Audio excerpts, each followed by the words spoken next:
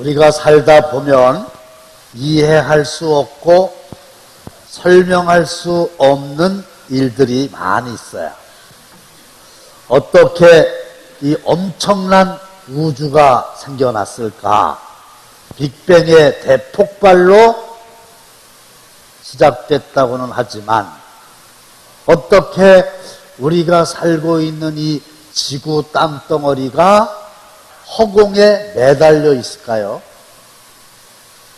누가 위에서 끈으로 매단 것도 아니고 누가 밑에서 기둥으로 받친 것도 아닌데 공중에 허공에 과학적으로 연구해 보니까 지구가 떠 있다는 거 아니에요? 그런데 이 지구가 하루에 한 번씩 자전이라고 그러죠? 도는 거예요. 그리고 1년에 한 번씩 공전이라고 그럽니다. 태양의 주위를 도는 거예요. 빠르기가 얼마나 되는지 아십니까? 믿어지지 않아가지고 제가 인터넷을 몇 군데 검색했는데요. 초속 30km. 그런데 이 지구가 태양의 주위를 도는 속도와 궤도가 일정한 겁니다. 1년도 아니고 10년도 아니고 100년도 아니고 1000년도 아니고 생겨난 일에 한 번도 그 궤도를 벗어난 적이 없다는 거죠. 만일에 이 지구가 지금 도는 궤도를 벗어나서 조금이라도 태양 곁으로 가게 되면은 모든 사람을 비롯한 만물들 타서 죽고 조금 멀어지면 얼어서 죽는 거잖아요. 이해할 수가 없어요. 그런데 그런 일들이 한두 가지가 아니잖아요. 하지만 아무리 이해하기가 어렵고 아무리 납득하기가 어렵더라도 피할 수 없는 질문이 있어요. 그리스도인이라면 이 질문은 꼭 해야만 하는데 그게 바로 뭐냐? 예수님의 부활이지요. 그냥 지나치기에는 너무나 엄청난 사건이기 때문에 피할 수가 없는데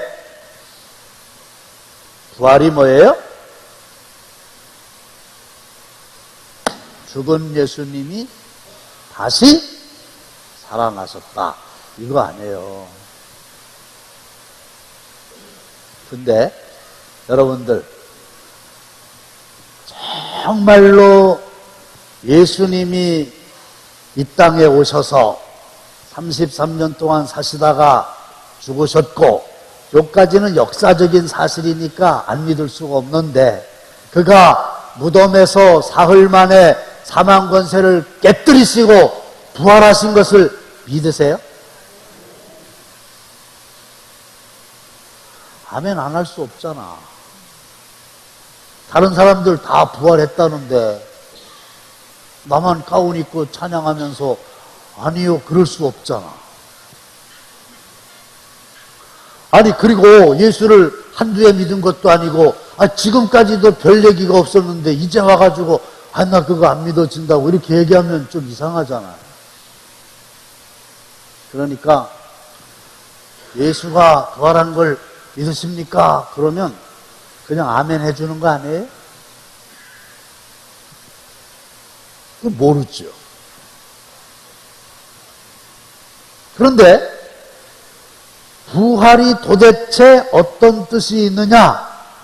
이거는 둘째 치고 부활 그 자체가 믿어지지 않는 사람들이 실제로 많이 있는 거예요. 왜 그래요?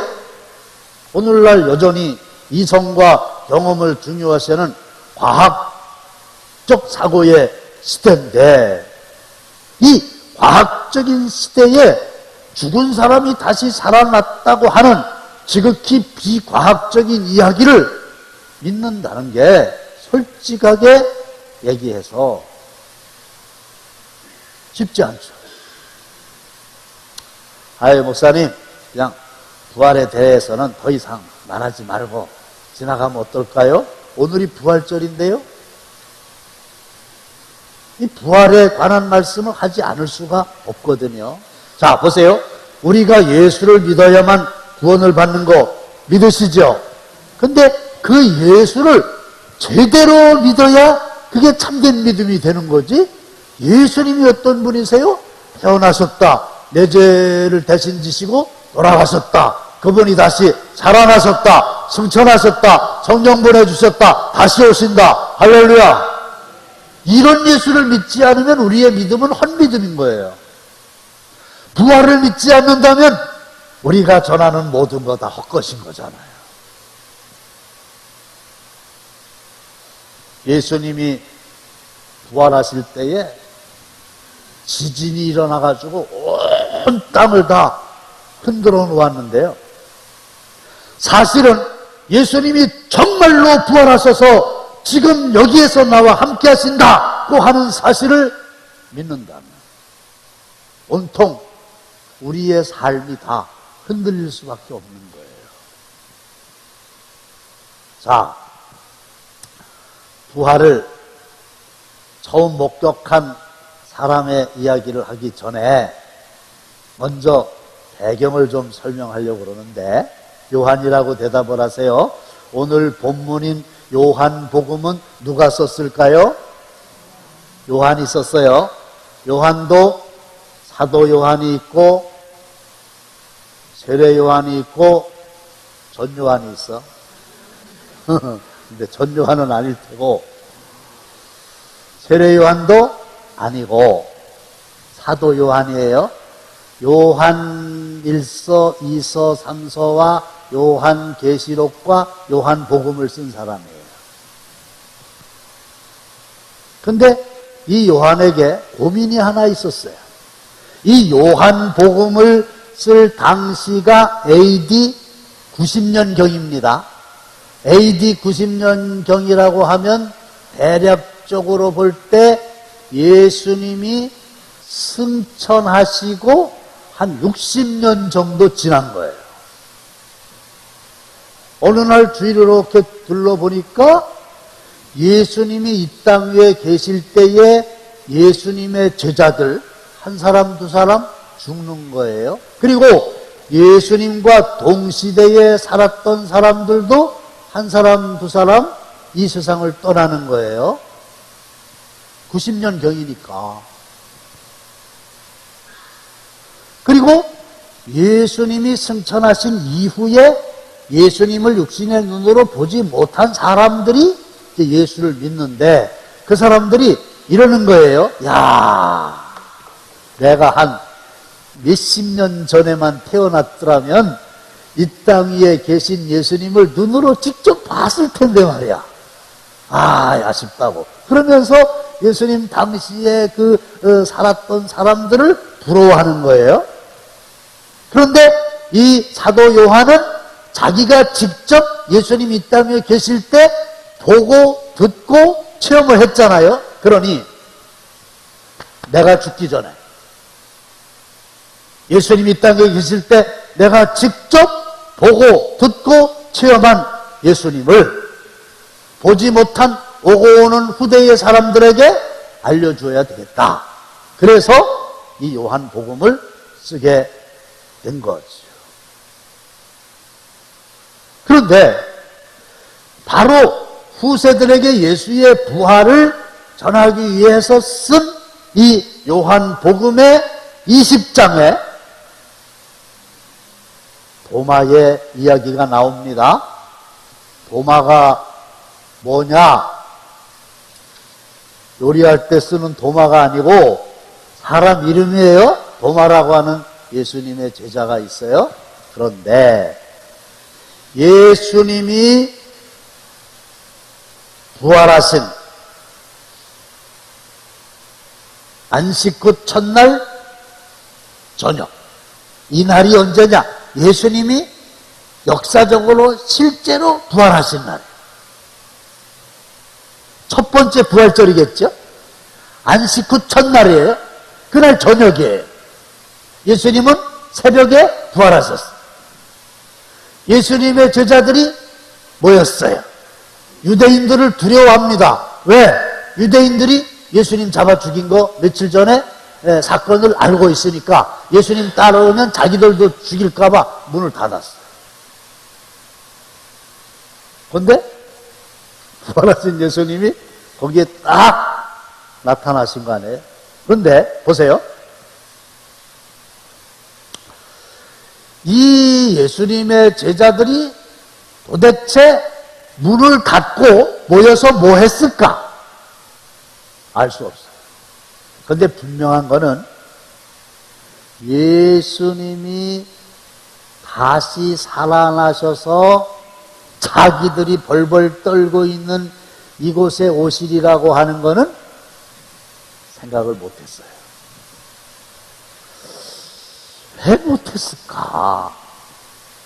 아니, 예수님이 살아계실 때에 몇 번 말씀을 하셨잖아요. 얘들아, 내가 죽어. 근데 다시 살아날 거야.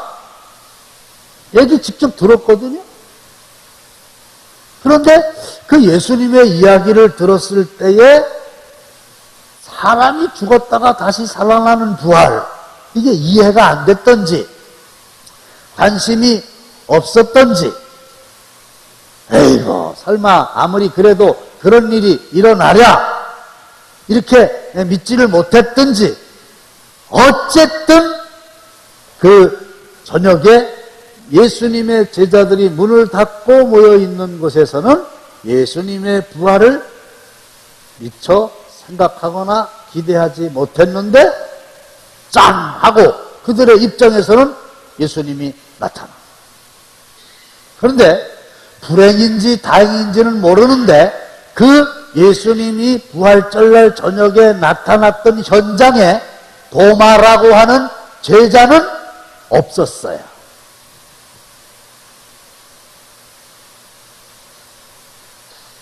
그러니까 도마 이외의 예수님의 다른 제자들이 나중에 도마를 보고 하는 얘기가, 야! 우리는 다시 살아나신 예수님을 봤어. 이렇게 얘기해요. 한 번 얘기하는 게 아니고, 두 번 얘기하는 게 아니고, 여드레째가 되는 날까지 계속 도마에게 얘기를 합니다. 근데 도마가 하는 얘기는 뭐냐? 내가 그걸 어떻게 믿어? 나는 못 봤는데 어떻게 너희들 말을 믿어? 내가 예수님의 그 못 박히신 손자국을 보고 내 손가락을 그 못자국에 집어넣고 내 손을 그 옆구리에 직접 넣어보지 않고는 믿을 수가 없어. 그 얘기를 했다는 거 아니에요? 그러면 요한은 도대체 이 도마에 믿지 못하는 불신앙적인 얘기를 왜 기록을 했을까요? 끝까지 믿을 수 없다고 의심을 하는 도마의 얘기를 뭐하러 이렇게 성경에 길게 기록을 해놨을까요? 그냥 예수를 믿었다 이런 사람들의 얘기만 기록해놨으면 좋았을 거 아니겠습니까? 그런데 사실은 오늘도 이 도마처럼 내가 예수를 보지 못했어. 어떻게 믿을 수 있어? 그게요, 그 예수님이 부활하신 바로 그 시대의 도마의 문제 제기였고요. 요한복음을 쓸 AD 90년경에 살고 있는 사람들의 문제 제기였고요. 2000년이 지난 오늘을 살고 있는 우리들 중에 문제를 제기하는 사람이 상당수 있는 거예요. 내가 보지 못했는데 더더구나 사람이 죽었다가 다시 살아난다고 하는 부활을 어떻게 믿으란 얘기야? 내 눈으로 보고 내 귀로 듣고 내 손으로 만지지 못했는데 내가 어떻게 믿을 수 있다는 얘기야? 이게 우리의 고민이잖아요. 그렇게 얘기하는 사람들에게 뭐라고 대답해 주겠어요? 이게 그 당시에 사도 요한의 고민이었거든요. 참 대답하기 어려워요. 쉽지 않아요. 근데 이것도 피할 수도 없잖아요. 그런데 솔직하게 말씀을 드리면 내가 눈으로 보지 않고는 믿지 못하겠다 하는 우리의 눈 다 못 봅니다. 지극히 작은 것은 현미경을 통해서만 볼 수 있지 우리의 눈으로는 봐도 보이지가 않고 멀리 있는 거는 망원경을 통해서만 보여지는 거지 지금 육신의 눈으로는 볼 수가 없는 거예요. 우리의 귀? 사실은 우리 주위에 수많은 소리가 있는데요. 주파수가 맞지 않으면 그 소리 다 못 듣습니다. 정상적인 청력이 이상이 없는 사람들도 마찬가지입니다. 우리의 손 100도씨 넘으면 못 만져요. 만지면은 됩니다. 0도 이하가 되면 차가워서 느낄 수가 없어요. 겨우 이런 눈을 가지고 겨우 이런 귀를 가지고 겨우 이런 손을 가지고 내가 보지 않고는 듣지 않고는 만지지 않고는 믿을 수가 없어. 이러는 거거든요. 인간의 교만, 그게 가득 차 있는 거예요. 내 경험, 내 이성, 내 상식, 내 판단, 내 생각에 믿을 수 없다 이거죠. 대학교의 교수님이 고승을 찾아가서 인생의 깊은 진리를 한 수 가르쳐 주십시오 했다는 거 아닙니까? 그랬더니 고승이 이만한 컵이 있는데 주전자에다가 물을 담아가지고 아무 말도 안 하고 컵에다가 물을 따라요. 계속 따라요. 그랬더니 물이 넘쳐가지고 막 흘러요. 그래도 아랑곳하지 않고 계속 물을 따라. 아이 고승님, 스님, 한 수 가르쳐 달라고 그랬더니 왜 가르쳐 주시지 않고 계속 컵에다가 넘치도록 물만 부십니까? 그랬더니 고승이 주전자를 딱 내려놓고 하는 얘기가 뭐냐. 대학 교수, 교만한 당신의 마음 속에 내 생각이라고 하는 게 가득 차 있어. 마치 물이 가득한 컵처럼 내가 거기다가 무슨 얘기 해봐야 들어갈 근육이 없어. 들어갈 공간이 없어. 물 다 딴 데로 새는 것 같지? 내가 얘기해봐야 당신은 받아들일 마음의 준비가 안 돼 있어. 그랬다는 거 아니에요? 우리가 그런 거예요, 사실은. 알량한 거 가지고.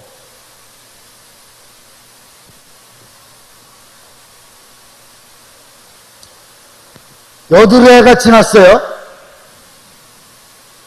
제자들이 다시 집안에 있었어요. 그런데 다행히도 그때는 도마도 함께 있었어요. 이때 26절을 보여주시면 참 좋습니다. 그렇죠? 여드레를 지났어요.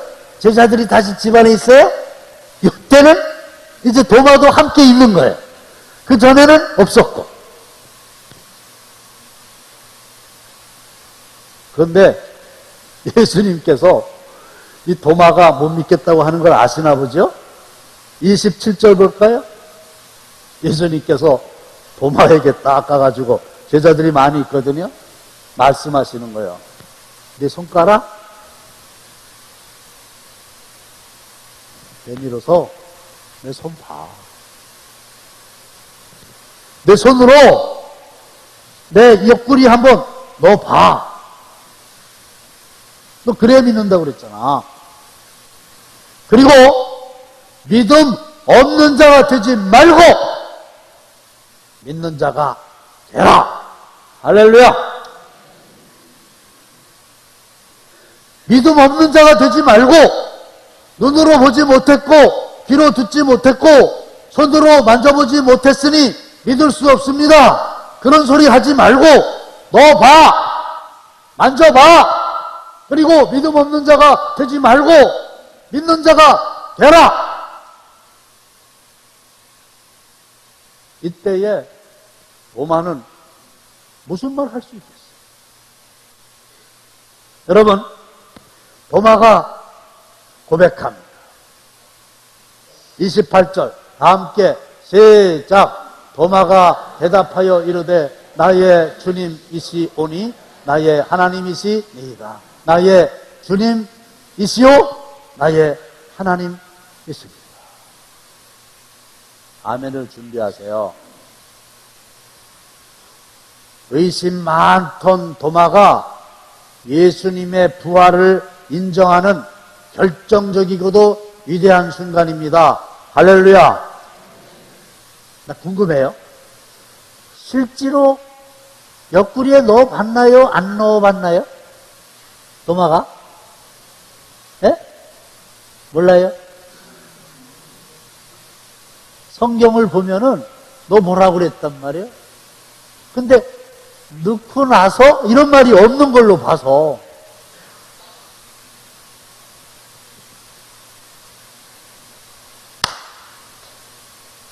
나의 주님이시여 나의 하나님이십니다.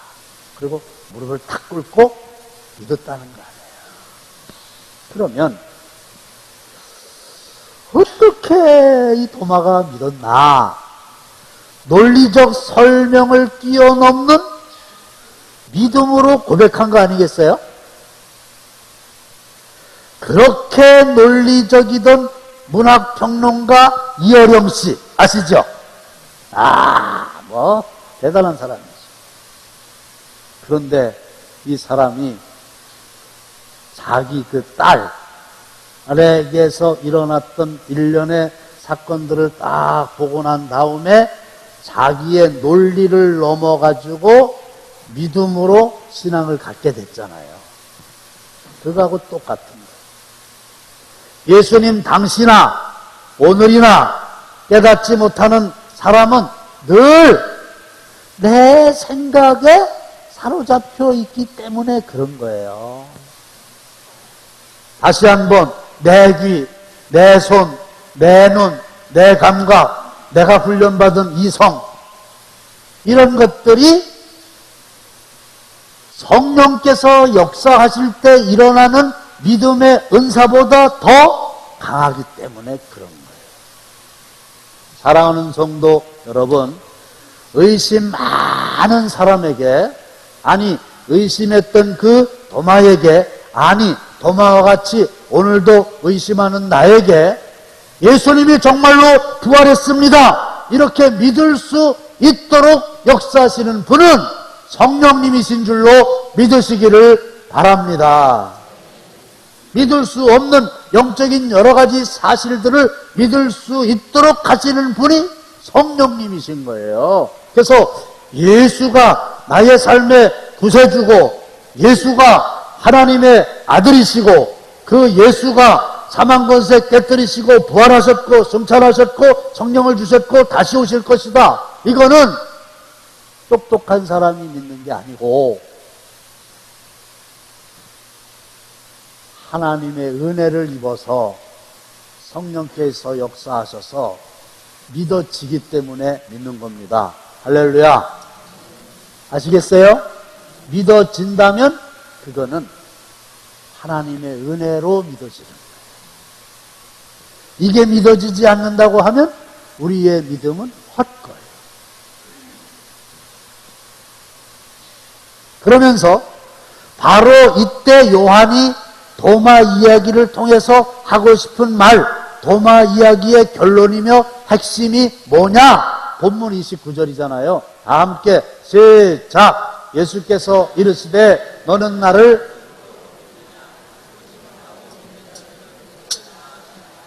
본고로 믿느냐? 보지 못하고 믿는 자들은 복되도다. 요 말씀을 우리에게 전하려고 본문을 기록하는 거예요. 다시 한번 도마처럼 보고 믿는 게 아니라 성령께서 역사하셔서 의심 없이 부활의 예수를 믿는 은혜가 이 부활절 날 아침에 설교하는 저와 여러분들에게 임하게 되시기를 주님의 이름으로 축원합니다.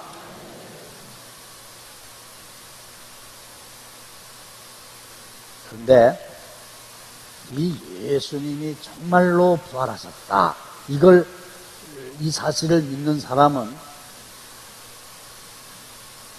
엄청난 삶의 변화가 일어날 수밖에 없습니다.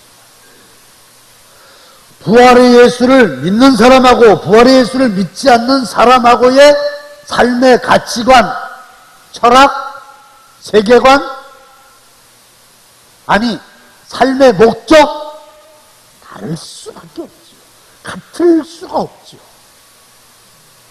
부활의 예수님을 믿는다고 하면서도 여전히 나의 삶에 지진 같은 삶의 대변혁이 일어나지 않는다고 하면 부활의 예수님을 믿는 믿음을 다시 한번 의심해 봐야 돼요.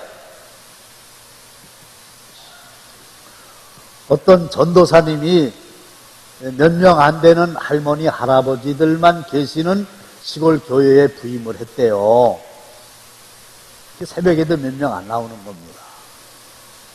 그런데 기도가 끝나고 나면 나이가 많은 할머니 권사님이 눈물을 흘려가면서 뭔가 오래도록 기도를 하시는 거예요.